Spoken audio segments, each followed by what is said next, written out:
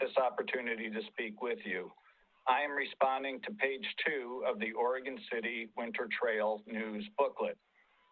If our city's goals and values are to diversify home ownership by minorities and people of color, and if government achieves some goals by offering tax incentives, such as you buy an electric vehicle and you get a tax break, then why not offer the 11 neighborhood associations, as listed on page 22 of the Oregon City Trail News, the challenge of increasing minority home ownership within their association boundaries, with the reward of lower property taxes?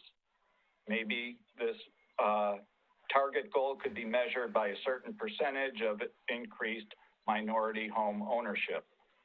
The collective reward in that association would incentivize those who may be reluctant to see the complexion of their neighborhood change, and those who falsely claim that minority ownership lowers property values. This plan instead makes them a positive ally. The increased energy and enthusiasm would bring positive pressure to bear on realtors and banks if they did need any extra push, and it puts out a welcome mat to those who come to the end of the Oregon Trail by other routes, and it lets the world know that Oregon City wishes to be a vibrant and inclusive community. Admittedly, there are many details to be worked out, but I believe we have enough brain power to do just that, and I thank you for your attention. Thank you very much for your comment. I would encourage you to make that same comment before the City Commission. In a few months, they will be having their annual goal-setting retreat, and I think it would be great for them to hear your comment prior to that. So thank you. And that's the City Commission? Yes. Okay. All right. I'll put that. I'll make a note of that. Thank you. All right. Thank you very much for your comment. Is there anyone else wishing to speak on items not on our agenda this evening?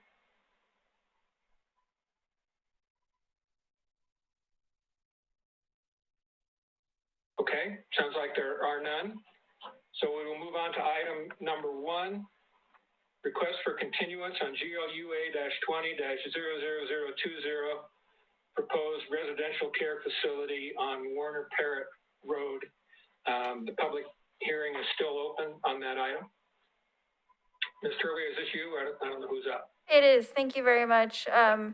We are requesting a continuance for this agenda item to the date certain of November 23rd, 2020. We do have, it looks like, a couple members of the public who are here this evening to speak to you as well. So I recommend that the commission go through the hearings process, listen to the testimony, and then continue the item. Okay. Unless there's an objection from any of the other commissioners, we'll go ahead with that suggestion, and we'll hear those public comments now. All right. First, Commissioner Staggs, did you have a question? Yeah, sorry, I tried to get your attention earlier. Just really quick, I'm going backwards a little bit. Regarding the gentleman's statement that he just made, public comment. The question I have is, will that be a part of the record of our meeting tonight? yes, it will be included in the minutes. Okay, great. Yeah. That's all. Okay, thank you. So those of you making public comments, please start with your name and your city of residence, please. All right, the first person up is Marilyn Farkas.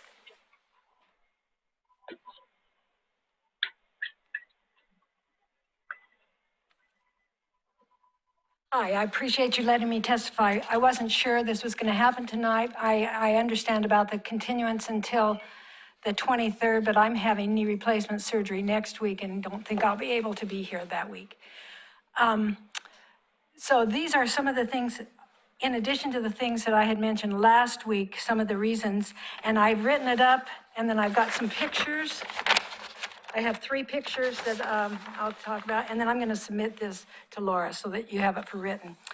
But following are some of my additional concerns about the proposed expansion of 182 Warner Parrott Road. The current 20-year plan goal 1.7.1 neighborhood plan says to ensure the neighborhood plans are consistent with the comprehensive plan. And so when I went and looked at the zoning map, we are still in R10, which is listed as a low density, defined as primarily single-family detached homes. And my question is, how is 30 patients plus staff a low-density facility?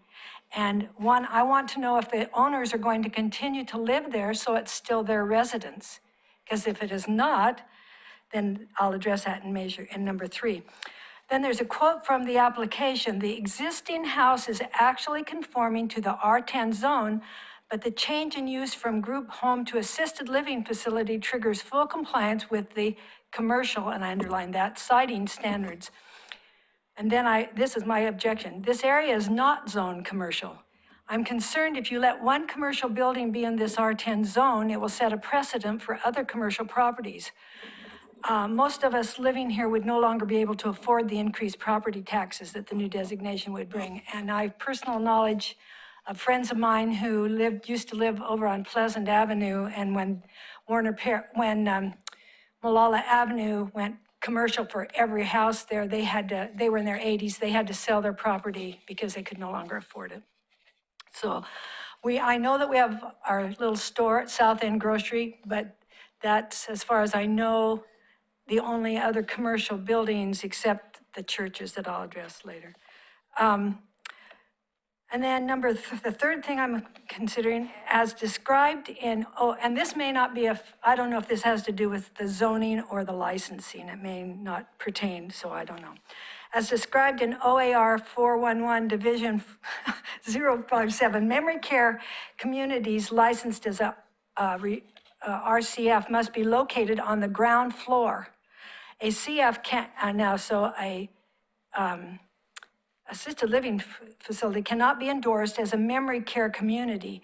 And the reason I brought this up, there was some mention in the meeting on 10/26 is this facility going to become a memory care unit? So the upper floors would not be available as memory care under that Oregon law. And I just wanted that there.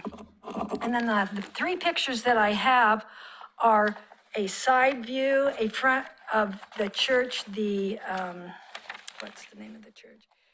Hillcrest Missionary Baptist Church at 355 Warner Parrott, and then a front view of that same church, and the front view of the Redemption Baptist Church at 405 Warner Parrott.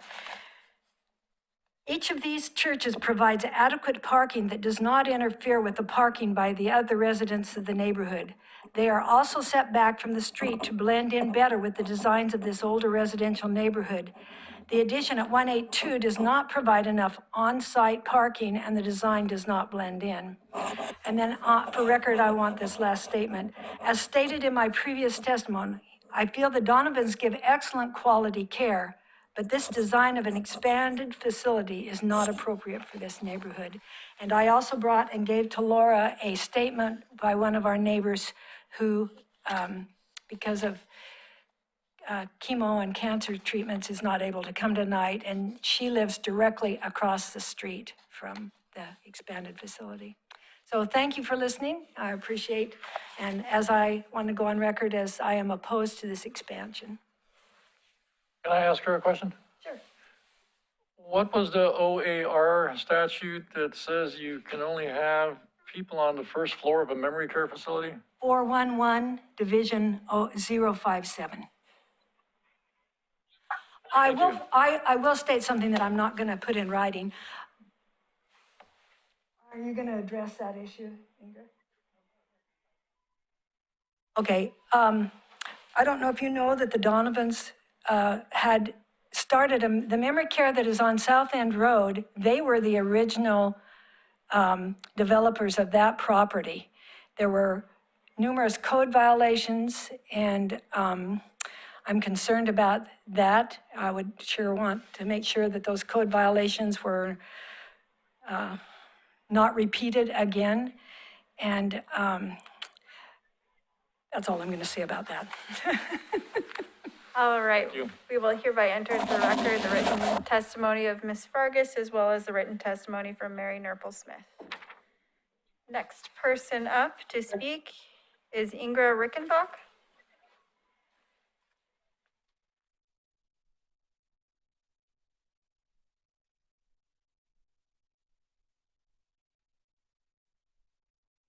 My name is Ingra Rickenbach, and I live at 131 Warner Parrott Road in Oregon City.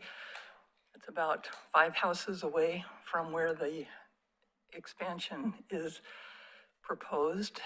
And I am very concerned about the traffic that will be caused by 78 more daily trips. I am the third house from the stop sign or the stoplight on South End, and I have a hard time getting out of my driveway now unless I back in and then can go out frontwards because it's not safe.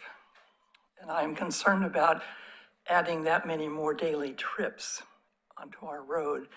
I also use the sidewalk to walk down to Chapin Park to walk. And I'm concerned that the expansion will be too close to the road or to the sidewalk. And if they have to do work, the sidewalk will be affected, and that will affect the people who ride their bikes and walk to the park and back. Also, I was involved when the people bought property from a very dear close friend of mine for that. I think it was 905 South End Road. And she never got her money for that purchase because they kept reselling the contract and they even had it down on the courthouse stairs. They had an auction to try to get somebody to buy it, and nobody bought it, so it went back to the last person who financed it, and then somebody purchased it from them. But I know when they had the open house at the other one that I went through, they thought I was looking for a place for my mom, but I was just looking at the inside of the house and it said open house daily tours. And I was really concerned with the things that happened there because they did have 2 exits going out, but they went to a porch that wasn't this big and then a set of stairs. And I thought, all of these people have special needs. And if there was a fire, they wouldn't be able to get them out. I know that they worked with some builders who weren't honest. And so the Donovans may not have had much to do with that. I'm not sure, but I know I don't want to see a huge building that close to the street in my neighborhood. And that's all for now. But I wanted to go on record that I oppose the expansion. Thank you. All right, thank you for your comments. Are there any other comments on this item? Any comments from any of the commissioners? Okay, then can we have a motion to continue until November 23rd, is that correct? That is correct. I'll make the motion if nobody else, I'll make the motion to, what was it? Not extend, but to, Continue to continue, November 23rd? till November 23rd. Do I need to do the number? I don't have it in front of me. Lua 2020? That's fine. Okay. Motion made. Okay, is there a second? Second. Okay, moved by Commissioner Guile, seconded by Commissioner Gage to continue until November 23rd, leaving the public record open. Call for the vote, please. You do have a request for a public member to speak, though you, in City Hall? Oh, another public member? Same one. Same one with the Marilyn. question? I just have a question. In light of the governor's 2-week shutdown thing. That's 2 weeks from tonight, and it starts tomorrow, are you going to be able to have that meeting? Because I ask that because I'm the person that sends out the emails to the neighbors about whether to come or not. Yes, we anticipate continuing having all of our public hearings. We would just limit the number of people in this room, like we would do it right Because now. there were a lot of people that wanted to come tonight, but thought that they would not be that you might not have a full discussion of it tonight, so they were saving their testimonies for that time. We have people who have videos showing traffic and different things, and so if you limit that will, You can still speak, it's just, You'd have to they'll meet just have to outside. come in and out from the front. Yes. Okay. Yes, and we recommend Yeah, but anyone. the governor's orders don't apply to Clackamas County. Yeah, they do as of today. Yeah. Did they? Oh, well, that's what I get for driving all day. Thank you. So we'll limit the number of people in this room. We would highly recommend, particularly any videos or written testimony or any comments, send it to us ahead of time so we can pass it to the planning commission and put it in the packet so they'll have time to read it and consider it. And then we recommend people attend in video if they can, just to keep the crowd down here, but we're Right, open thank anyway. Ms. Fergus? Ms. Fergus? Yes. I want to throw in a commercial here. You commented that you have neighbors who have either written or video or photos or things that they want to present. Please, if you're the one that's asking people or keeping people informed about that night, please ask them to submit those materials as soon as possible. Okay. We've got 7 commissioners here who want to do the best job we can, who want to spend our time and understand public comment. And when we get stuff the same day or an hour before the meeting, it's almost impossible to give it a fair shake. So the sooner you can get in, the better. Our agenda packet is sent out a week ahead of time. So if you could get as much information from your neighborhood as you can by next Monday, a week from today, so that staff can include it into the staff report that we get, then we have the full week to give it the full consideration it deserves. Please. So you want that turned in at the planning office? Is that where you want it Or- to? Yes, or Email. Way to do that. Or you can email directly to Pete Walter, the planner on the project, at pwalter@orcity.org. I can write it down for you. Okay. Stands for P. Walter. Yep. I couldn't follow the letters. Thank you very I much. think you had a Okay, motion and a anybody second, else wishing didn't to make a comment? I just, if possible, I'd like to speak. Who was it? Sorry. This is Jerry Yarberry.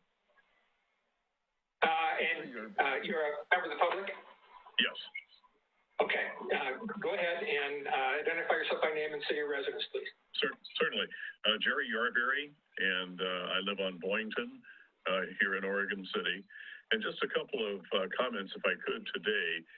Several of the commissioners at the last meeting indicated that they wanted to check the neighborhood to see the general feeling of the neighborhood.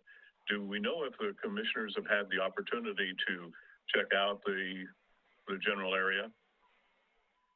And secondly, we had a number of the neighbors get together a week ago and take a look at the parking issue, and that's some of the pictures that will be presented to you.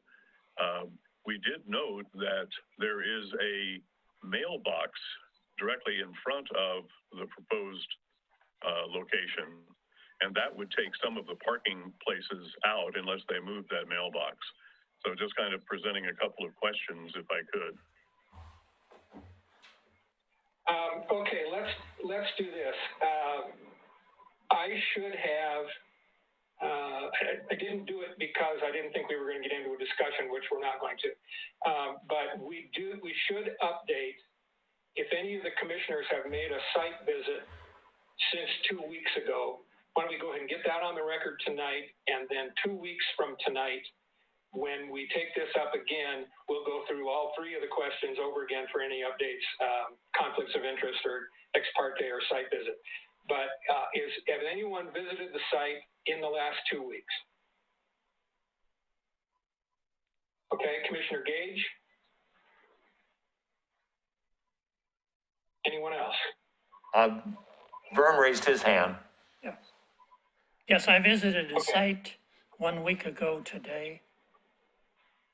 And I haven't visited in the last 2 weeks. I missed last meeting, but parking was an issue for me from the very beginning of this, plans.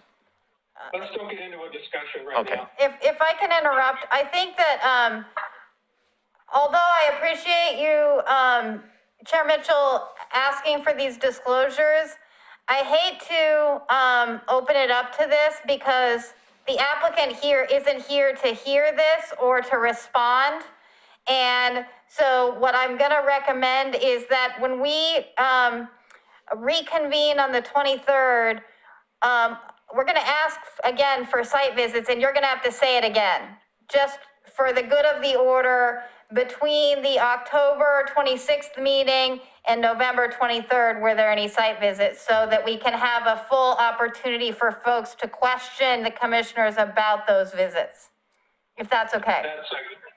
That's a great idea, and that's why you're an attorney and I'm not. Harry, so even though it's been asked for a continuance, shouldn't the, what did you call it, the applicant, shouldn't the applicant be here anyway, even if they're asking for a continuance, or is there no need for that? Well, the applicant made the request outside of the hearing, so, the fact that the applicant is not present, I don't know whether the applicant's here or not. There are a lot of names on that, participating. I don't know if they're here or not. Okay. My point is that this is a request, the request tonight was for a continuance. We took some testimony, and that was all we were gonna do. Okay. Now we've been asked a question about site visits, and that is part of the quasi judicial procedures that we otherwise would have covered on November 24th, 3rd. So I think it's important that we cover that on the 23rd as well as tonight. I withdraw my We'll go statement. through the whole list with everybody on the 23rd. So unless there's anything else from any of the commissioners, we have a motion and a second on the floor to continue this item until November 23rd. I'm ready for the vote. Commissioner Johnson? Yea or nay? For the continuance? Yes. Yes. Commissioner Schlagenhofer? Aye. Commissioner Guile? Aye. Commissioner Stoll? Aye. Commissioner Staggs? Aye. Commissioner Gage? Aye. Chair Mitchell? Aye. Motion carries. Okay. Thank you all very much. We are on to item number 2, GLUA-20-00041, code interpretation for live work units, applicable standards, and I believe that's Mr. Walter, correct? It will be, do you want to do your beginning disclosure first? No, yeah. Sorry. No problem. Let me find. I guess I kind of forgot that this is a quasi-judicial hearing. Okay, so. A public hearing on land use applications is scheduled tonight. Our role is to conduct the public hearing and to make decisions about the matter before us. In making those decisions, we must apply the applicable codes and laws and cannot vary from those laws or codes. Members of the Planning Commission are to be unbiased. Before the start of the hearing, I will ask the commissioners whether they have any potential conflicts, such as family, financial, or business relationships with any of the applicants or with regard to the land in question. I will also ask whether any of the commissioners have discussed the application in question with any of the parties or have independent knowledge of relevant facts, such as from a visit to the site in question. Any member of the audience may question any commissioner about their disclosures. A staff report has been prepared for each application and has been made available to the public 7 days before the first public hearing. The staff report identifies the approval criteria that apply to each applicant's proposal. Staff has analyzed the criteria which are contained in the staff report. Quasi-judicial hearing procedure that the commission will follow is set out in state law and the Oregon City Municipal Code. Hearing procedure steps are shown in the chart on the wall at City Hall. Anyone wishing to speak should fill out a speaker's card and give it to planning staff before the hearing. Speakers will proceed in the order in which their card is received. You should fill out your address on the card so the city will notify you of its final decision. For the public record, please begin all testimony stating your name and city of residence. Testimony and evidence should be directed toward the applicable approval criteria. If you believe other criteria apply in addition to those addressed in the staff report, identify and discuss those criteria and explain how and why you believe they apply to the application under consideration. Any person may submit written material while the public record is open on each application. Any written materials received by the city staff during the time period in which the record is open will be placed in the record. Written materials submitted during the public hearing must be presented to the city staff in order to become part of the record. If a person intends for PowerPoint presentations, oversized poster boards, reports, pictures, or other exhibits used in their oral testimony to be placed in the record, copies must be submitted to city staff while the record is open. If they're not given to staff, they will not be included in the record. Any person wishing a continuance to present additional evidence and testimony or to keep the record open to respond to new evidence must make that request before the public testimony portion of the hearing is closed. If the Planning Commission makes a decision with which you disagree, any issue that you may wish to appeal must have been raised on the record for the consideration of the City Commission or LUBA or both. Without raising the issue on the record with sufficient detail and accompanied by statements or evidence that the city and all parties can respond to, the issue will not be deemed appealable to the City Commission or the State Land Use Board of Appeals. In addition, the failure of an applicant to raise constitutional or other issues relating to proposed conditions of approval with sufficient detail to allow the local government or its designee to respond to the issue precludes an action for damages in circuit court. So we will now open the public record on item GLUA-20-00041, code interpretation for live work units applicable standards. And we will ask the commissioners the standard questions, although there's no site to visit in this case. Oh, yes, there is. Sorry. Sort of. Anyway, starting Commissioner Johnson. No site visit, no conflict of interest, no bias, And ex parte contacts. no ex parte. Okay. Commissioner Schlagenhofer. I did not visit the site. I had no ex parte contact and no conflict of interest. Okay. Commissioner Gott. Triple no, site visit, ex parte or bias. Okay. Thank you. Commissioner Gage. I drove by the site, no ex parte and no conflicts of interest. Commissioner Staggs. I have not been to the property. I have no ex parte contact and no conflict of interest. Okay. Commissioner Stoll. No ex parte contact, no conflict of interest, and no site visit. Okay, I have no conflict of interest and no ex parte contacts, and I did visit the site. Does any member of the audience wish to question any of the commissioners about any of the disclosures that we just made? Okay. Hearing none, we'll move on to the staff report. And who's up? It's me, Diliana Vasilieva, and I'll be presenting the staff report for the code interpretation application for standards for live work dwelling units.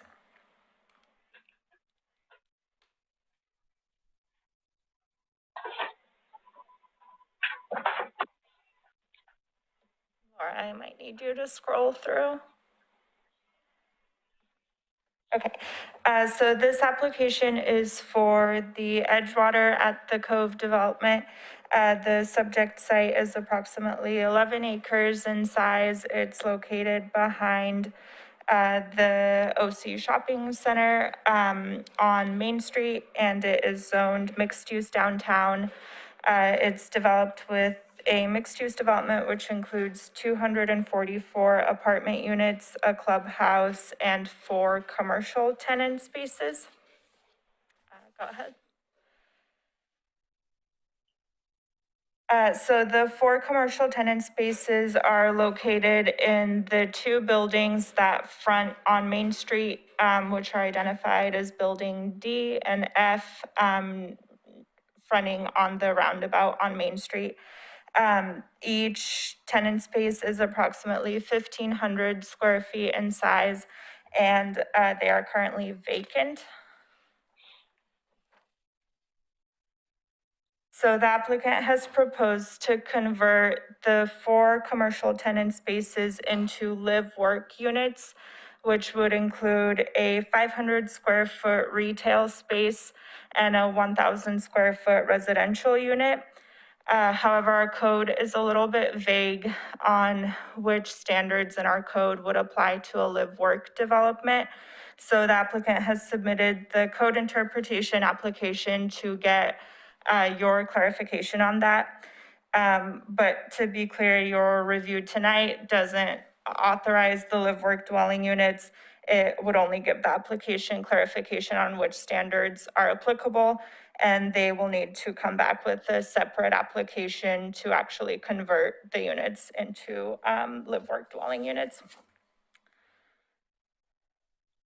So our code has standards for live-work dwelling units in section 1720.040. They include design standards for what the units need to look like, and they also include operational standards such as guidelines for the number of employees, noise, and outdoor storage. The live-work code doesn't specify one way or the other whether live-work units are subject to site plan and design review or exempt from site plan and design review standards, which are in chapter 1762 of our code.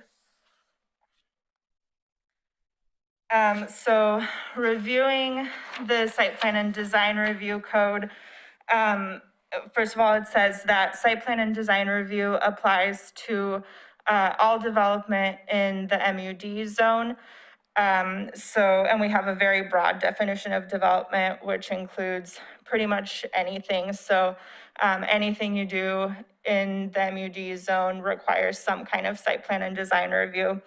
However, we also have an exemption, which is the second bullet point there, which says that the general standards of section 1762.050 do not apply to 3- and 4-plex, duplex, single-family attached dwellings, single-family detached, internal conversions, live-work dwellings, and accessory dwelling unit type 1 applications. So it's unclear, based on this language in the exemption, if the other standards in 1762 are applicable, since it only exempts 1762.050. And it's also unclear whether or not this exemption still applies to a type 2 application, since it only talks about a type 1. That being said, the rest of the unit types that are listed in this exemption, 3, 4-plex, duplex, single family, aren't required to comply with chapter 1762. But the individual standards for those sections or those unit types explicitly state that site plan and design review standards are not applicable, whereas the live-work standards don't explicitly state that. So this is kind of where the confusion comes from as far as whether or not the standards in chapter 1762 apply to live-work developments. Go ahead. So since it's unclear whether the rest of chapter 1762 would apply, we went through and provided an analysis of which section of each section in 1762 to determine whether or not there are any standards that do apply or should apply. Starting with 1762.055, this section includes building design standards for institutional, office, multifamily, retail, and commercial buildings. Although live-work units could include some of these components, like you could have an office or a multifamily residential component within a live-work unit, because live-work units are called out as a separate and more specific use in the code, these standards wouldn't apply. Otherwise, there would be no reason to have separate standalone live-work standards if we were just applying the standards for the individual components that make up a live-work unit. 1762.056 is standards for large retail establishments. Because live-work units have size restrictions, you could not have a large retail establishment be part of a live-work unit, so this section wouldn't apply. 1762057 is multifamily open space requirements. Again, although live-work units could include a multifamily component, they also would include a commercial component, so they're called out as a separate, more specific use that's differentiated from the individual components that make up a live-work unit. Cluster housing standards also wouldn't apply in section 1762059 because the live-work development could not include cluster housing. 1762065 includes standards for outdoor lighting, but it has an applicability clause that does not include live-work units, so this also wouldn't apply. And 1762085 includes refuse and recycling standards, but the live-work units unit code has specific refuse and recycling standards that are slightly different from these. So those are the standards that we would apply. And then 1762090 is just an administrative section without any design standards. So based on the review of these individual sections that make up the site plan and design review chapter, it seems that none of these standards or sections would apply to a live-work unit development. But unfortunately, the code is a little bit vague and doesn't explicitly state that.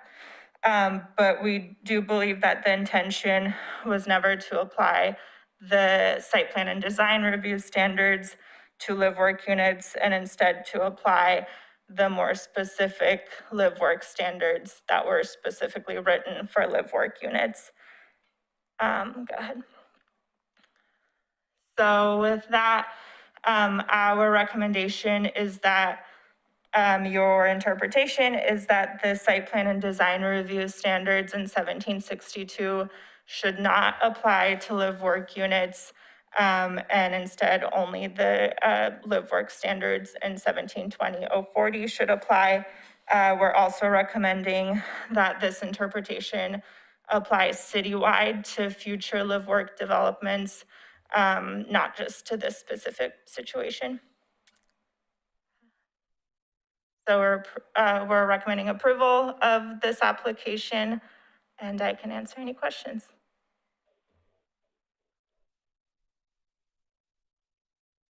Okay, Commissioner Guile, I see your hand. Yeah, I have to admit, I'm completely confused by this whole issue. And I watched for years as we did the what do you call the area down there? The Cove? The Cove development. I thought that was always planned that those front buildings were going to be for retail or some kind of commercial. But now somebody's wanting to switch them to live area where they also work in those same buildings. They're not going to just be commercial. Is that what I tried to figure this out by reading everything. I don't understand what we're looking at or why we're doing this. Yeah, so they still would include a commercial component, such as an office or a small retail store, but that tenant space also would include a residential unit. That's so the the change. idea They is want to that you have somebody living there. Mm-hmm. Okay. All right. Thanks. I just want to remind the commission that this is the code interpretation about which sections apply, not this site with this proposed change. I was just confused what we were looking at. And I'm still confused as to what codes apply. I hope somebody else has a better. I'm trusting staff on this one. Yeah. We're here to answer any questions you have.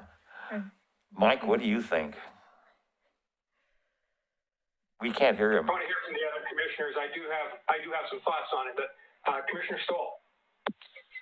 Just to boil it down, does staff's recommendation place a higher standard or more restrictions on live work units, or does it hold it to a lower standard? Just as an aggregate whole. Thanks, Greg. There's a lot of overlap within the site plan and design review standards and the live work standards. So I wouldn't say that one is any, a higher design standard than the other. The live work standards are just more specific to live work units, whereas the site plan and design review standards are more general and apply to office and commercial and institutional buildings. Okay, thank you. I have a question. Commissioner Sacks? Would this change give the ability for basically any ground floor retail space in the city to convert to live work? In the zones where it is allowed, they already have that ability. The question tonight is just which standards would apply to someone building a new live work development or converting a live work development, but it wouldn't allow live work developments in any zones where they're not already allowed. So you're talking about development standards, you're talking about where the recycling goes and where the windows are and where the doors are. And so we're talking about development standards, not use. Correct. An example Okay. of some of these conflicts would be like windows. So if you were to look at this and apply the standards for commercial, because there's a commercial use, it would have a certain amount of windows. But if it's also multifamily, that would also have a certain amount of windows for the same area. And then we also have the third layer, which is live work, have their specific amount of windows that they want too. So are you juggling all three and then picking the higher of the two standards? Or are we just saying, hey, we adopted standards for live work is what the standards are? So Laura, would that require, just in this specific instance, would that require, because it's already built, for them to change it or to meet these new codes or the existing codes? Well, so this is not applying that to that building, but say if any Just for building future, wants to convert to a live work, then they would have to comply with the standards of live work, which do have, a high level of transparency on the front and that kind of thing, so. Yes, because it's within the design standards for live work. So I know what that would mean, existing and future, but I'm just wondering if that would require that whole area down there to be changed again after they built it. I'm trying to avoid any questions I related see to any what you're- specific okay, I property. understand. And I'm just just- keep it to the policy conversation about what the applicable criteria are. Okay, sorry. But there's an example of like, we wouldn't have a separate section of criteria for transparency on live work if we meant to apply those two other ones, which also are different from each other also. Wow, okay. It'll be interesting to hear what Mike says. Mr. Knowledgeable. Yes, Commissioner Gage? So, doing the live work combination, would the either retail or the commercial space have to be out the front? You couldn't have the residential part out the front and the commercial towards the back of the unit, right? The commercial has to be at the front by the windows? Yeah, the way the standards are written actually talk about upstairs and downstairs. So typically you would have a ground floor commercial with the residential unit up top. In this case, they're doing something a little different with a commercial unit up front and then the residential unit behind it. Okay, so it would be behind. So the initial purpose, which is commercial, will still be seen to the public and have that available to the public. Correct. Yeah, there are a lot of standards in the live work code about orienting the commercial entrance towards the street and having signage that's visible from the street. So that kind of brings up why I asked that question, because I just thought about, I drive by there all the time when I come the back way from the stores down there, and you've got all the glass on the front. I've not been on the parking lot to see if there's glass in the parking lot. So if you got a parking lot there where everybody's looking at you and you got the front where everybody's driving by, how do you consider what's front and what's back? We can go through their plans for the way they proposed it. Right now, there's actually kind of you know, there's the big deck area and a walkway, and the commercial entrances right now face that walkway. It's on the back side or the front side? It's just on the side. Okay. I'm lost. I do have a question. Commissioner Schlangenhoff. Okay, I don't know if this is a question for this meeting or if this would be a question for once they submit an application for the actual conversions. But my question is, let's say, and I don't know if this is the case, let's say 4 commercial units were a requirement of the development. That was a condition of the approval process. If we allow them to change that, like I'm saying, this may not be a question for this meeting. If we allow them to change it to live-work units, would they be required to have a profitable business, or could they just live there and not put in the business? And then basically they'd be sidestepping those 4 commercial spaces from ever being a business? I think it's probably a question for when they submit the actual conversion application. That was one of the comments that we received from the Citizen Involvement Committee to make sure that they maintain that commercial component. But with this application, we are just trying to figure out what standards are applicable. So any of those conditions would be deferred until they submit the actual conversion application. Okay, all right, thank you.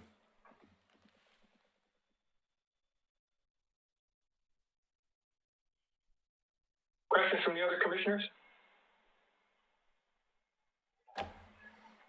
Okay, I'll go ahead. Ms. Vesalier, can you bring up, you had a slide, maybe it was like your 3rd or 4th slide, listing each of the sections in 1762 and why they didn't apply? Okay, thanks. So I guess my question is I think this makes sense. All of your reasons why these sections wouldn't apply make sense. So I guess my question is kind of the opposite of this slide. What's left in 1762 That's right. if all of these sections are gone? Because as I looked at 1762, it seems like in 1762 050, which is the general standards, it specifically says in the code it doesn't apply to live work. So is there anything left in 1762? Yeah, so there are some standards in 050. It does specifically say that 050 doesn't apply, but it only talks about type 1 application. So it's unclear if it would apply with a type 2 application. And there are some standards in 050 primarily pertaining to pedestrian circulation, where for this application, they would have to add in some pedestrian walkways and things like that. So it does make a difference for this project whether or not 1762 applies. Okay. The other question I had in the staff report, I've got to find my notes. Sorry, I got to jump out to a different screen. There was a comment made that live work is always type 2, right? Correct. The live work standards specify that live work developments are reviewed as a type 2 application. Okay. Well, then there's something that needs to get cleaned up. If you go to 1762-035, number 2, there's a lengthy list there, and item Z says that live work dwellings can be type 1. That is. So Sorry, go ahead. A through Z is, all that list in A through Z is items that can be a type 1, and Z says live work dwelling. We need to get that cleared up somehow, because here it says it's type 1, but in 1762, or 17040, I guess, it says it's type 2. I'm just confused on that. Yeah, so that is where our code is a little bit unclear. With this application, they are having to amend the master plan in order to have live work units there. So that would be a type 2 application anyway, so this one would be a type 2, but that is a gray area in our code. So when we have two sections of code that directly conflict like that, one saying it's a type 1 and one saying it's a type 2, we would hold it to a type 2. Well, that conflict exists. Okay, thank you. Well, I went back and forth on this a couple of times because there's one spot where it says clearly that this type of development must, in all but the residential zones, must go through 1762.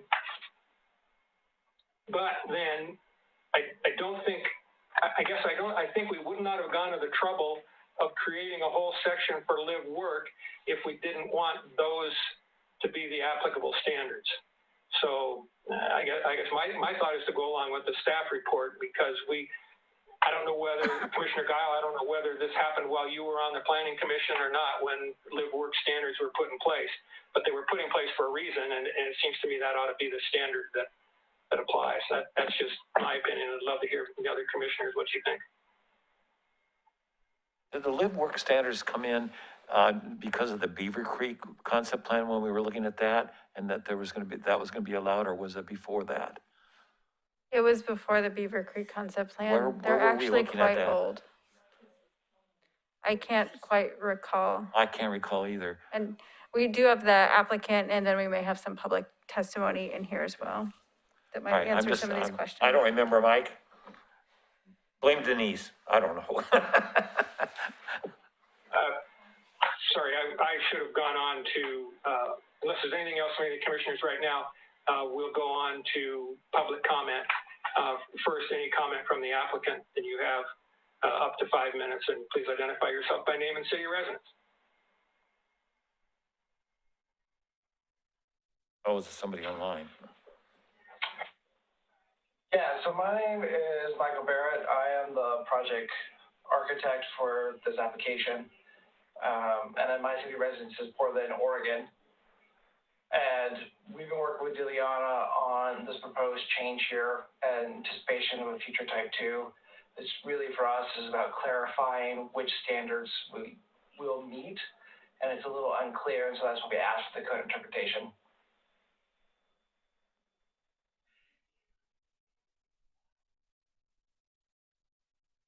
Anything else, Mr. Barrett? Oh, that concludes my testimony. That's the shortest testimony. Any comment from members of the public? Yes, we do have one. Okay, go ahead. They're coming to the front. Hi, good evening. My name's Don Miller. I happen to be a resident of Edgewater. That's why I decided to come see what was going on. Prior to moving to Oregon, I was a planning and zoning commissioner in Idaho. And so coming from my viewpoint, it's kind of like you were saying, Mike, that if I have a standard that applies to live work by name, then that's the standard I would go by, not a commercial standard that doesn't necessarily apply. If there's some sort of conflict, I would go for the more specific standard. And it is a bit of trivia. The old term for these type of units that people may be more familiar with is a taxpayer unit. I'm used to hearing that more from the firefighter side, that we would call them taxpayers. That's my comment. Okay, thank you. Any other public comment? None at City Hall.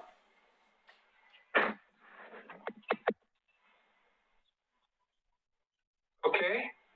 Then at this point, if there's nothing else from the applicant in rebuttal to what you just heard?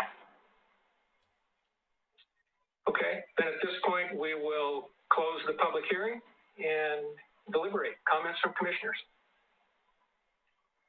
I guess I'd like to know again what the city is proposing. Can we go back to that slide, what the city staff is asking for us to approve? Their interpretation, I mean. Because this is a question, do site plan and design, that's the question, not an interpretation. Is that right? And that's, are the bullets that interpretation? Yeah, our recommendation is that you interpret that only the standards in 1720-040 that are specific to live work units apply, and the standards in 1762 do not apply.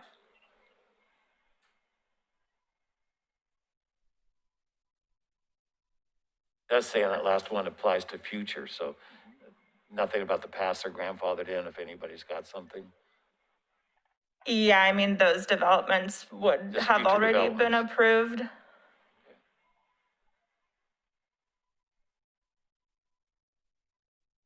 Anybody? Anything else from any of the commissioners? I'm inclined to go with the staff's recommendation. As am I. Same here. Okay. Anybody not in agreement with that? Now's your time to speak before we go to the vote. I'm fine with it. Okay, is there a motion? Okay. I'll make a motion. Is this GLUA 20-0004? Or one.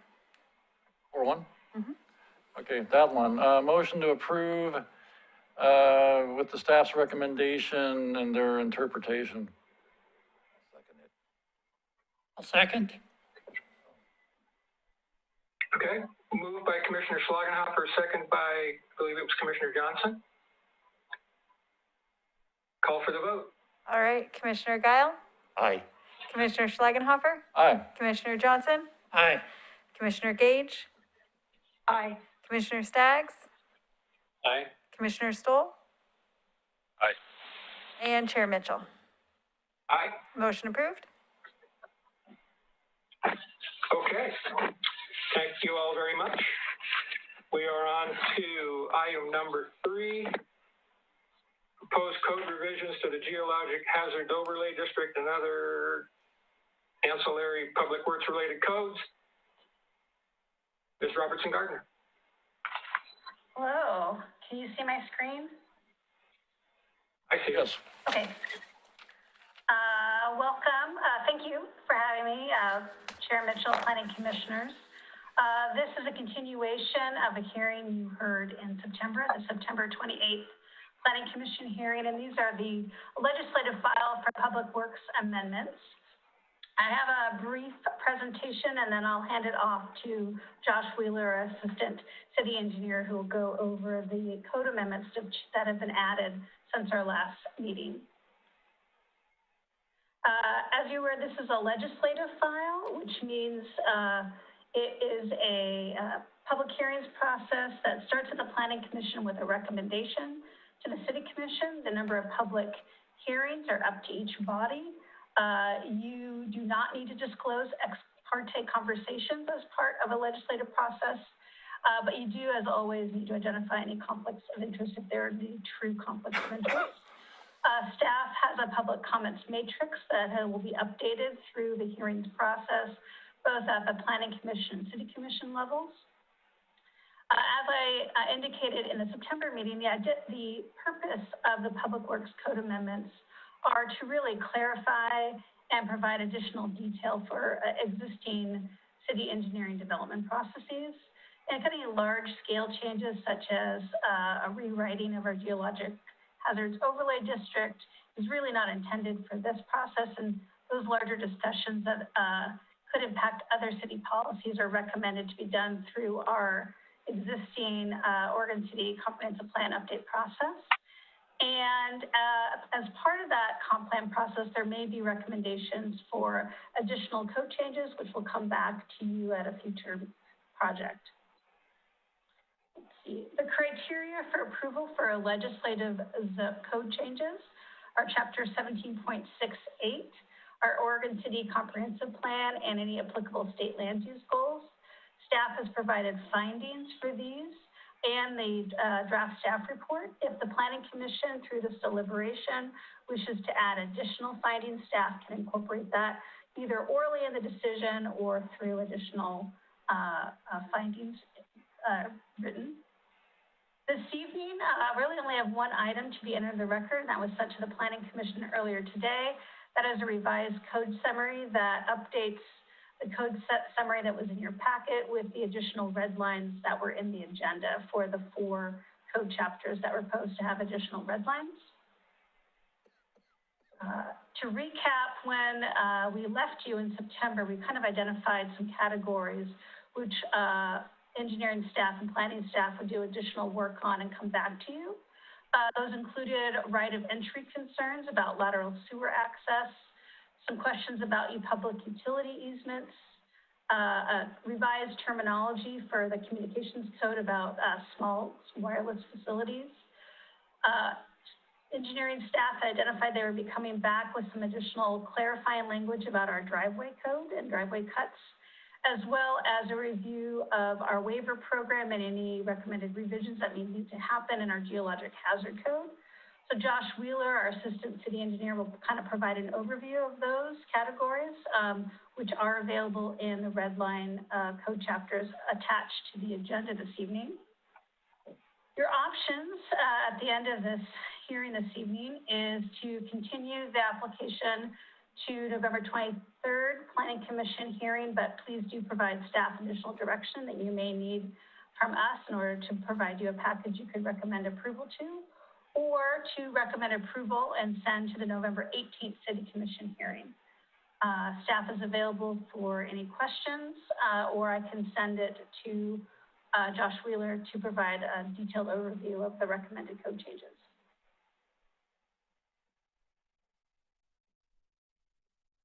All right, so I'm going to take down my presentation and I'm going to stop sharing for Mr. Wheeler, and he can bring up his presentation.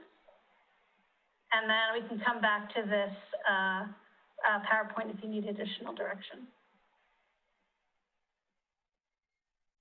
Ms. Robertson-Gardner, before Mr. Wheeler starts, do we have public comment on this item? We have no public comment sent to me. If there is anybody in the, I can ask Ms. Turway if anybody is in the hearing this evening in the City Commission chambers. We do not. Okay, thank you. Mr. Wheeler. All right, so I assume you're seeing my presentation? Yes. Yes, so again, as Christina said, myself and John Lewis are here tonight to provide responses to what we heard on the September 28th meeting. We're going to talk about revisions that were asked for Chapter 1780, comments about PUEs in 1612, comments on right of entry in 1308, and comments that we had on geologic hazards in 1744. In 1780, we replaced the term small cell wireless telecommunication facility to instead be small wireless facility. I do have a picture there that gives you a sense of what a small wireless facility looks like. Just as an FYI, I think that was asked for as well. But we have passed this by the people who made the public comment last time and said, does this meet your request? They have agreed that it does. We also passed it by our construction services manager, who is responsible for our small cell implementation, and he said this would work as well. So we're happy with that. The next one was PGE was here asking for a 10-foot PUE which is public utility easement. And we have since looked at that. We looked at the Oregon Administrative Rule, OAR, Oregon Revised Statute, ORS, and the National Electric Safety Code, NESC, to see how that 10-foot requirement really was necessary or not necessary. While we would agree that 10-foot makes that code much easier to implement, the OAR, ORS, and NESC, we feel that the code that we have proposed still meets the standard that is required from the Oregon guidelines and rules, as well as the National Electric Safety Code. And so therefore, we did not propose any further revisions to that portion of code. And just as an FYI, I didn't have this last time. In a picture on the right, the utility easement with the little plus signs shaded in it, that's what the PUE is, that area behind the sidewalk, but in front of the building.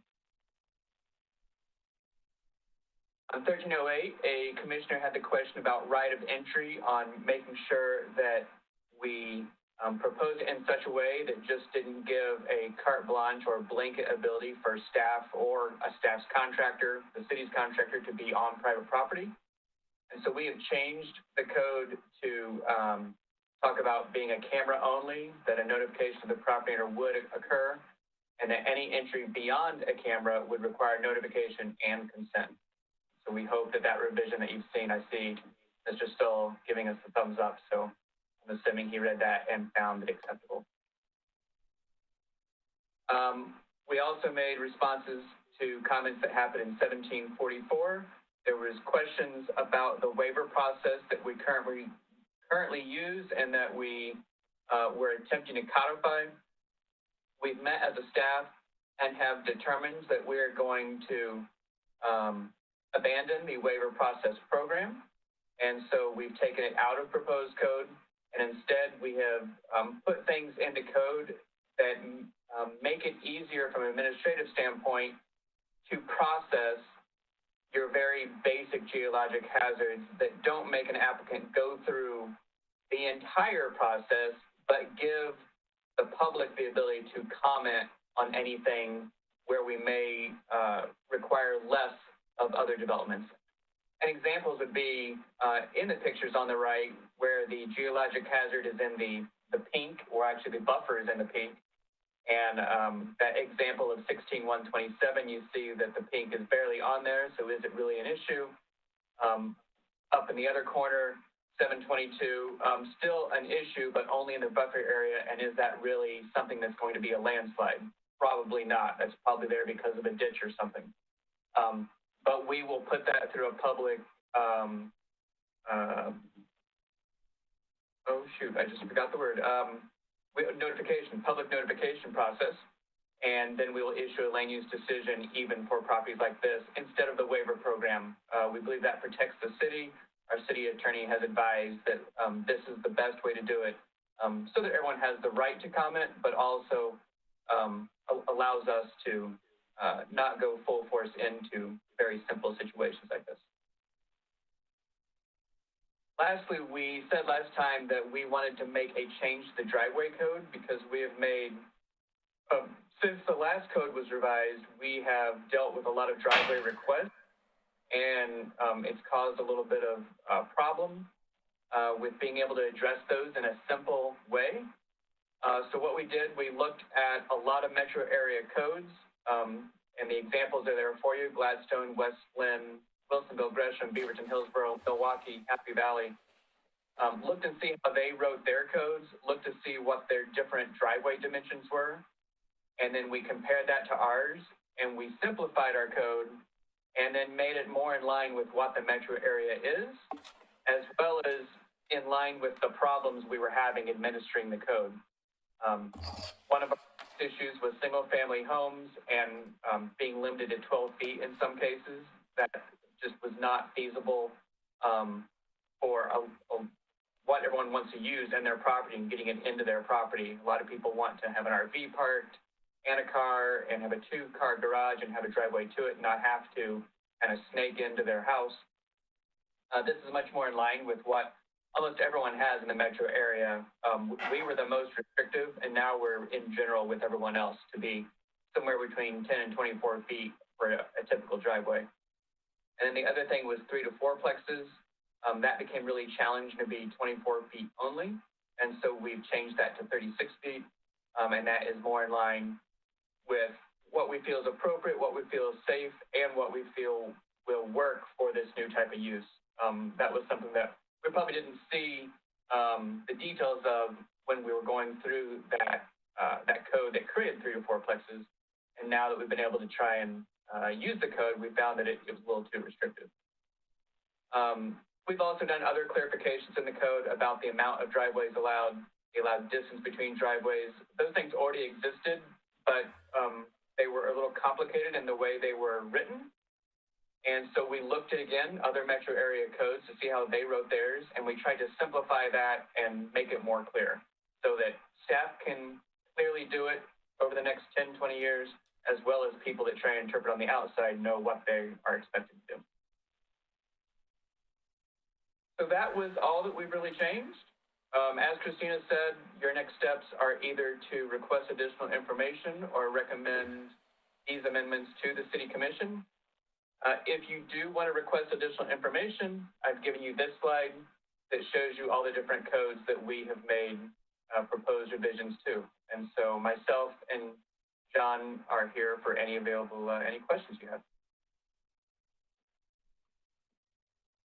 Okay, questions for Mr. Wheeler? I have a question. Mr. Stoll. Yeah, can you go back to the geologic hazards slide? Yeah, that one. Oh, yeah. I'm trying to remember this from a month ago. So let's say that the owner of 722, in the example there, wanted to add on to that building outside of the pink shaded area. Does that require the full geologic hazard review, or how is that handled, and how is that affected by these code changes? So the new code changes state that if you have a geologic hazard on your property, you still have to be reviewed whether you're in the actual hazard area or not. However, there are exemptions that are in the current code and would still apply. So if that addition is less than 500 square feet, then it's exempt no matter what anyway. And we see most of the time someone's putting on, a 200-foot bedroom or living room or something like that. They're exempt almost every time. So what would really happen here is, let's say they want to add an ADU, or they're really doubling up their size, and then it goes over that 500 square foot threshold, then they would have to go through the process. However, it would be a simplified process where we wouldn't require as much in their application, because in this situation, there's clearly not a real problem there. But someone may think it is, and so we're giving people the opportunity to comment on that. Great, thank you.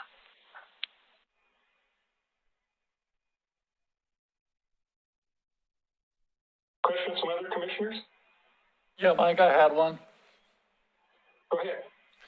All right, Mr. Wheeler, on the, since you were requesting no revision to proposed code 1612 based on the comments made by PGE, it always concerns me when PGE thinks they need one thing and then the city thinks they don't. What was I can't remember back to September, what was PGE's concern with the 5 foot? What did they think wasn't going to be able to fit in there, and why were they requesting the 10 foot? A few things to know about this. We have been talking about the PUE for a little over a year,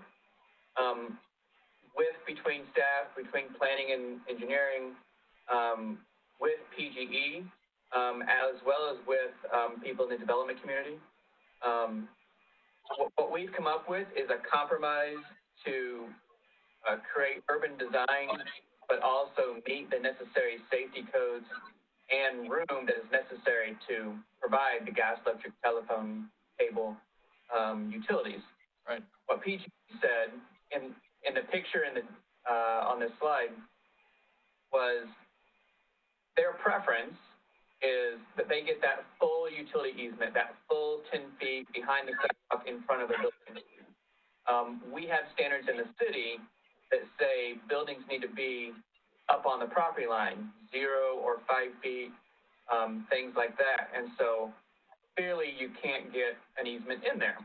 And so we have worked with planning to say, okay, let's find a compromise. Let's do 5 feet. And so what would happen is the easement area or the underground area for those utilities would happen between the building and the sidewalk in a 5-foot area, and then the rest of the 10-foot need would happen under the actual public sidewalk. Is that a perfect situation? No, but it is a physically possible situation, and that's what we've told PGE. We understand their desire. We understand you would rather be in this big open area, but we're trying to meet a lot of standards all together and finding, a nice sweet spot in the middle. We did let PGE know that we were not proposing to change code based on their comments and why. And if they're not here tonight, they chose not to comment. Their email back to me was, thanks for letting us know. So. Okay, so they got back and they didn't raise any more concerns that it was gonna prevent them from doing what they need to do? They were, by not being here, I'm assuming they're okay with it. That would be my assumption. Okay, all right, thank you. And this is Laura. I just want to reiterate, Josh has done a great job balancing all these things. I mean, this picture that you see on the screen is a really big property with a small structure on it. Not all our properties are like that. So what we're talking about doing is saving space for utility providers that you can't use for your own house. And we're also talking about dealing with all of the other urban design standards that we intentionally put in our code to put buildings near the street. And this conflicting with that in some cases. So we think that we have hit the right balance between the two. If PGE is saying it's okay, then I don't have any more concerns, but it was just a little concerning that they initially wanted 10 feet. There's usually a reason. Maybe they just wanted to be easier to fit things in there. More room's always better. Doesn't mean you have to have it, so. All right. Right. More room for who? The property owner or the utility provider? And how do you split that, they right? like room. They would like easy jobs. Commissioner Splugnoff or anything else? No, that was it. Thank you. Any of the other commissioners before I jump in?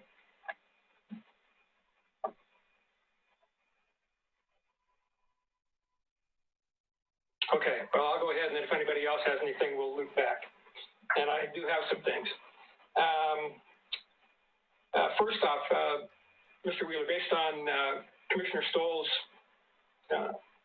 very accurate comment about the right of entry the last time, and I see you cleaned it up in 1308-125, but basically the same right of entry is in a section that we didn't talk about. It's in the water standards, 1304-140.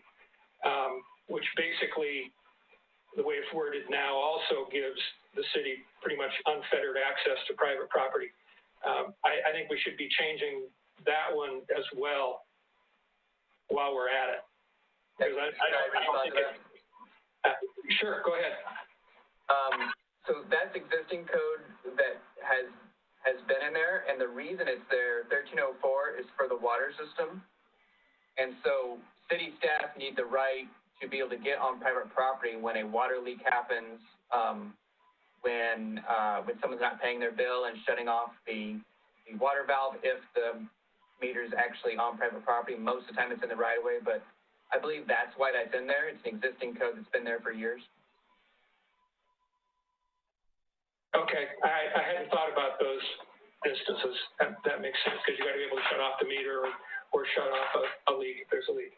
Okay. Question on 1744, when you said you removed the waiver process, can you bring up the blue line document that you sent to us? And bring up that section, that waiver process.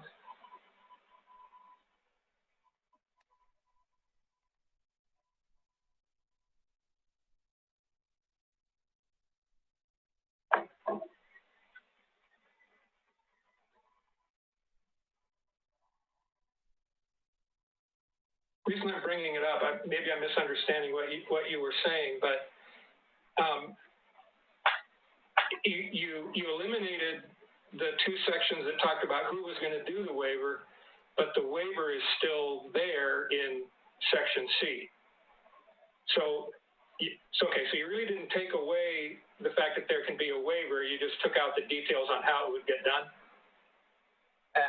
Actually, letter C was in existing code already, and what it is waiving is not waiver of the land use process, which is what we were trying to do for certain situations. It's waiving some of the requirements in section A and B. And actually, that's what we'll be using for those examples when you need to go through the process and say, you know, you don't need to do all 10 of these items. You only need to do 2 of them because this is kind of an obvious situation. Okay, got it. Thank you. There's 2 different types of waiving. Yep. Okay, thanks. A couple of questions on the email that I sent you in your responses. The one on the reduced rate, and your reply said it was only available to single-family residential units. I guess my question is, our last batch of code revisions that Commissioner Gile was a part of, and the state law. So now we now have duplexes, triplexes, and fourplexes allowed in residential zones. Wouldn't we want to have, as a fairness issue, wouldn't we want to have that reduced rate also available to occupants of those kind of housing in that same zone? And that may be a city commission policy issue more than it's a code issue.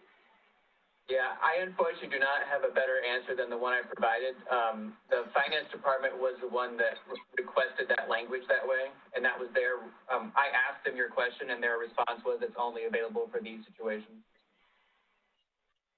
But I wonder if they're thinking about the fact now that you could have a duplex right alongside a single family home, and the residents of the single family home would be able to qualify for that reduced rate, and the residents of the duplex right next door couldn't. That doesn't seem fair. Yeah, I understand your concern, and if you'd like more information, we ask the finance department to describe their policy to the commission.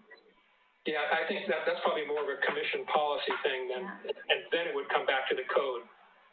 Chair Mitchell, one thing you could do as any recommendation, you can highlight kind of more policy issues you want the city commission to look at, and this could be one of them. Okay, I think I would like to do that. Let's see, there's just a couple more. 1744.60.f.1. You replied, I had a concern about where it says a retaining wall of 4 feet. And I suggested that it needed to say 4 feet in height. Because the way it's worded now, are you talking about 4 feet long, 4 feet thick? Well, no, what we're concerned about is the retaining wall is 4 feet high, but it doesn't say 4 feet in height.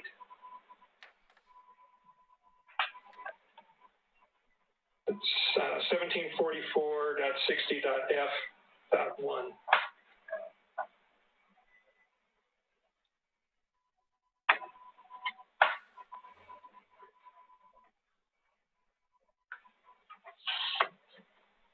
Yeah, the only thing that we would point to is that further in that same code, it does talk about the height. So it starts with retaining walls that are 4 feet or greater, period walls with a total height 4 feet or greater, and walls. And so, you know, we're just trying to limit the amount of times we say certain words. At the end of the day, it doesn't really matter. I mean, if we want the word in there, we can put the word in there. I just think it'd be more clear.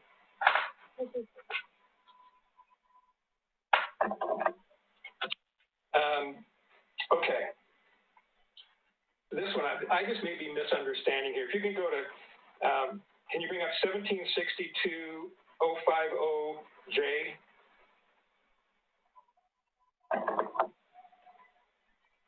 It's on page 205, but it's in the stuff that you sent on September 28th. The September 28th packet. Smith?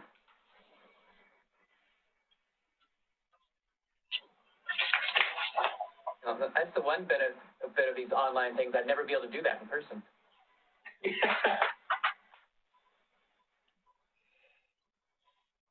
guess there's some good things about Zoom. Yeah.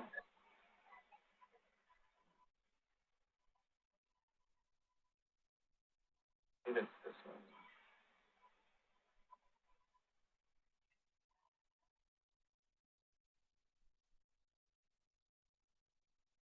Is this the one you were speaking of? Did I grab the right one? Yeah, yeah.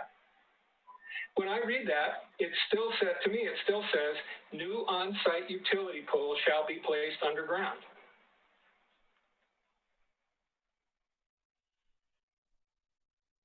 Yes, this, I don't know, Laura, can you take this one? This was a request by you, I believe.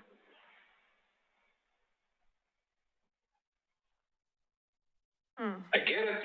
Utilities located outside the PUE, that part makes sense. But the rest of that sentence says new on-site utility poles shall be placed underground. I'm rereading the sentence. Do you guys have a recommendation of how to change that sentence? Is this just that we need a comma after utility poles before or? Because that's still saying that utility poles would be underground. Yeah. I agree, Mike. We can come up with, we could say no new on-site utility poles are allowed and utilities located outside the PUE shall be placed underground. That makes sense. Okay, yeah, I think that makes sense. Thank you. Okay. And I don't have a page number, but this is the last issue, 174425. And it's on that blue line version. Got it.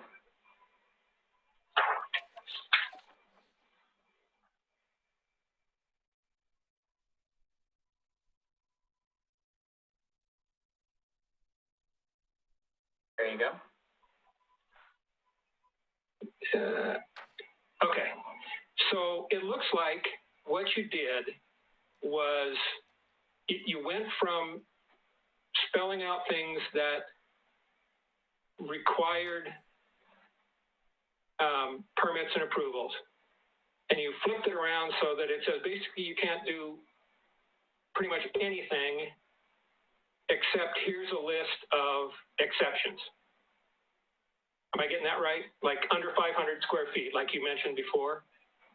You are correct. Yeah, the old way the code was written was it had a series of standards of when you needed to get a permit, and then a series of exemptions. And what was really hard to do with that code was it was clear that if it's not part of the requirement, then it might be an exemption, or if you're outside of it, then it's exempt. So what we did was just say, you know, it's required unless you have an exemption. And so we thought that was a simpler way of saying it. Okay, go down to the one about tree removal. And this I think is just an oversight. Which we moved in the exemption, I assume. Yes, in the exemption. It still says where canopy area removal exceeds 25%. I think you want that to say where it's less than 25%. No. Well, because when it was listed as things you couldn't do, it said you couldn't exceed 25%. And now it's a exemption and you still exceed 25%. These exemptions are supposed to be small projects, right? Right. So it says tree removal on slopes with 25% or greater, where that canopy area removal exceeds 25% of that portion of 25% or greater. So let's say, for example, that you have a 1 acre lot, 50% of it has 25% or greater slopes, then 25% of that 50% area, they're desiring to tree remove, which never happens. Then they have to go through a geologic hazard code. I would say, since I've been here, we've never actually used this code because what usually happens is someone wants to take one tree down and they've got several trees on the property, and so one tree is never a deal breaker. But the purpose is saying that basically a quarter of the area of trees is where it's a concern. Over a quarter of it, over 25%. On areas that have 25% slopes or greater. Okay, so that means the exemption would be if it's under 25%. Oh, so I see what you're saying, okay. It shouldn't say exceeds, it should The say exemption section. It Gotcha. should say less than 25%. less than 20, or 25% or less, whatever word it is. That is correct. Okay. Okay, one more thing, up in the part up above, where all the things that were blue lined out, there was one about, it's a little further up. Stop. Okay, item H, development activity identified by a suitably qualified geotechnical engineer. Wording to that effect is not in the exemptions now. I just was questioning, is that something that?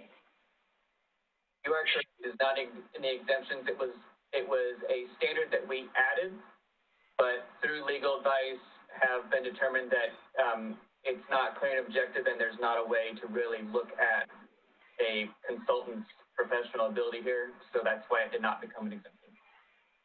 Okay. Okay, I understand. Amazingly enough, that's all I have. Any questions or comments from any of the other commissioners? Not I. Sorry, I'm trying to find my agenda again. I lost it in a pile of paper.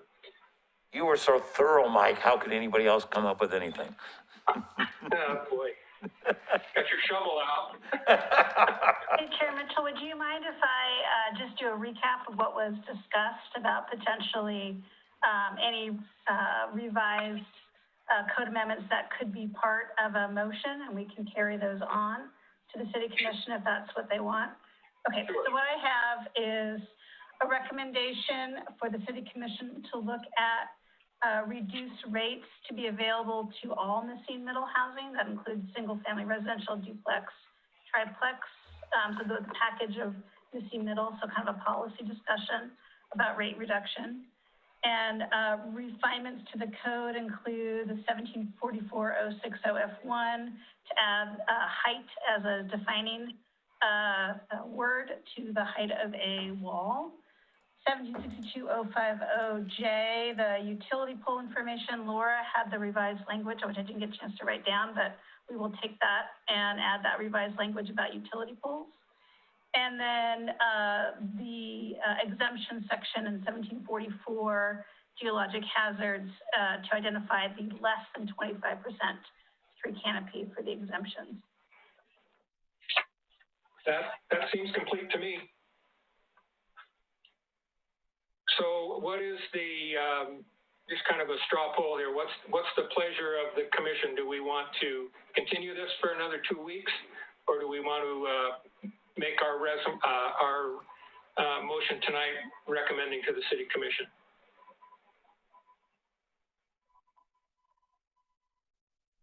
I'd like to propose that we recommend that we send this to the commission, City Commission.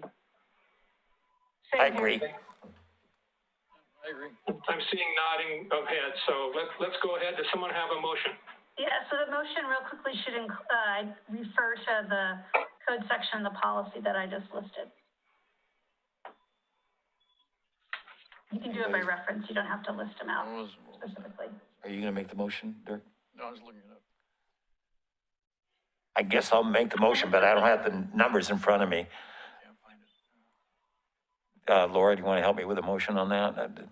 The number, or? Christina, do you want to do a suggested motion for us? Sure. Let's actually go back. Let me do a share. Share screen.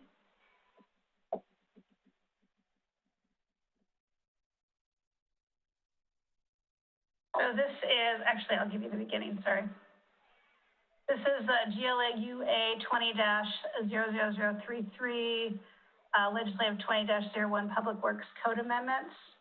And then the recommendation, I'm going to go to the last page, would be a recommendation approval to send to the November 18th, 2020 City Commission hearing with the revisions as identified by staff. Yeah, what you just said, I'll, I'll make that motion. Okay, is there a second? I'll second it. Okay, moved by Commissioner Guile, second by Commissioner Gage. Any other comments from commissioners? Call for the vote. Commissioner Gao, Oh, I guess so, yeah, aye. Commissioner Schlagenhofer, Aye. Commissioner Johnson. Aye. All right, and Commissioner Gage, Aye. Commissioner Staggs, Aye. Commissioner Stoll, Aye. Chair Mitchell. Aye. Motion approved, and this will tentatively be on the agenda for the City Commission for November 18th for an introduction. Great, and thank you to all the staff people who worked on this for your work on this. Our code, when I look at our code, it's like, it's this giant balloon, and we've stuck just a ton of Band-Aids on it over the years, and it's almost like there's more Band-Aids than there is balloons, but we're slugging our way through it. So thank you all for your work on that. Thank you. Okay, we are on to communications. Ms. Turway. One moment, I'm just bringing up a file. Thank you, that was taking me a second to get over the imagery with the balloon. I was asked to provide an update regarding our terms as we near the end of the year. I want to just talk a little bit about Planning Commission and where everyone's terms are at. Let's see.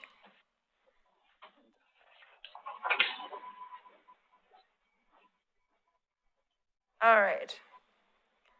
So on the screen, you should see the list of the Planning Commission terms. So we do have in our code that people get appointed generally for 4 terms, and then after, you can't serve more than 8 consecutive years. And of the 7 planning commissioners, 2 are up, but Commissioner Tom Guile is term limited. I think he's celebrating. I was gonna say not smiling, but he's actually shaking his hands in the air, very excited. So we're happy to have had people who commit to coming to Planning Commission twice a month. 8 years. And for 8 years, over the years is quite a commitment, and My hair's turned blacker. I mean, I honor that public engagement and engagement with the government and making sure that we're doing things. It's nice to have that continuity throughout the years, and it's good to see that we have people that stay on for such long terms. So we do have the 2 that are up. Commissioner Johnson as well, who's been on for a very long time as well. And so we have put notices, we've done a few rounds of noticing to try and get applicants for Planning Commission.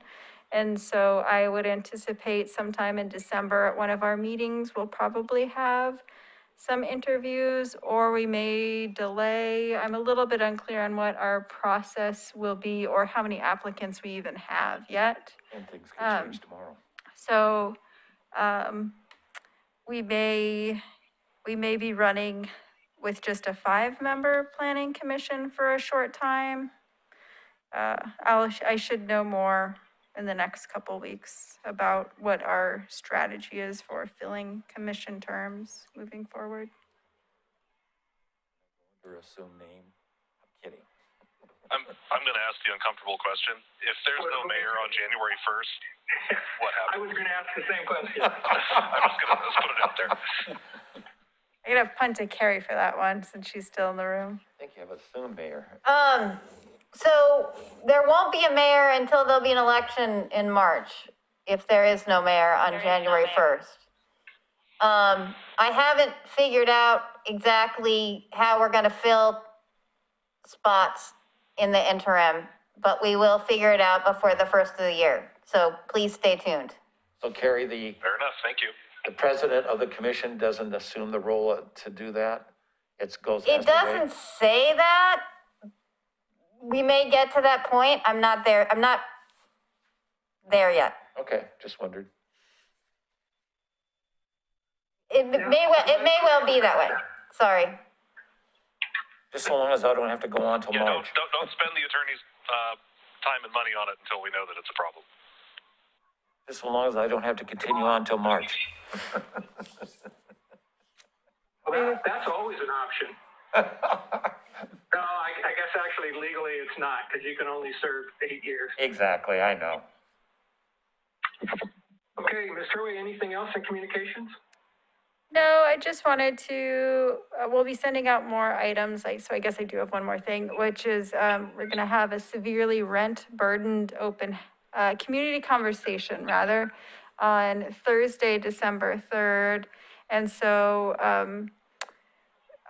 so more than 25%, specifically 25.5% of our population spends more than half their income on rent. So more than a quarter of people in Oregon City spend more than half their income on rent. I feel like that's a lot. That's a heavy burden to bear. And so we are going to have a meeting where we talk about what those impacts are to people in that position, work together as a community to try and think of ways in which we can address that or help out to move forward. It is a requirement from the state that we hold these every time our number goes above 25, and we're 25.5, but it's, in this particular case, it's a really good opportunity to really have a conversation about what people's lives are like in Oregon City. And it's even better opportunity to help inform our comprehensive plan because we're about to start to talk about housing. And so one of the reasons why we plan is for our community members, so to hear what their experiences are like, I think will be really great.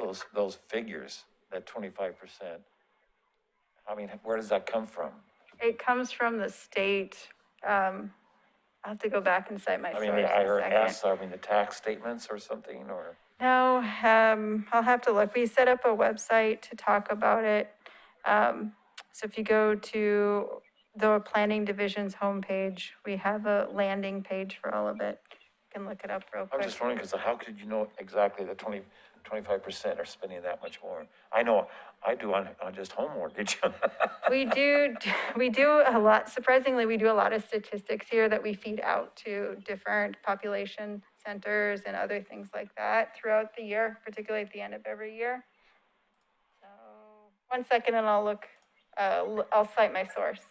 I noticed you mentioned, you called it rent burdened, not low income, because maybe rents are so high that it's affecting more people than just the poor. 25.5% is a lot of people. That's what I was thinking. It's got to be more than just the poorest people. That's got to be getting into average folks. You know, people have lost their jobs this year. Yeah, that's the thing. Well, this came out, we got this data before COVID hit. So the data source is, so I'm sure it's higher. So it's from the 2014 to 2018 American Community Survey, which is 5-year estimates. And then the Portland State University Certified Population Estimates as of July 1st, 2019. So we feed PSU all of our new homes and all of our new dwelling units every year. So and these things are like that as well. estimates by them, not actual figures. And then the American Community Survey, which is, but I think your point, Commissioner Schlagenhofer, is right on, because people can be rent burdened in any type of dwelling. We have people who are rent burdened in the housing authority properties, right? Because they have to pay an amount of rent, and that amount of rent could be a high portion, or I suspect people have really large mortgages the same way. And so hopefully we hear a lot of good stories. If anyone is wanting to volunteer to tell their story, to talk about any suggestions that they have to participate, or what it feels like, what are the causes, what are some solutions. Please give us a call, and we'd love to have you share your story. That's all I A have. lot of people don't want that information out there. Okay. They don't want to say. Anything that they're else? Anything else from any of the commissioners? I don't see anybody raising their hand, so we're adjourned. Thank you, everybody. Thank you. Thank you.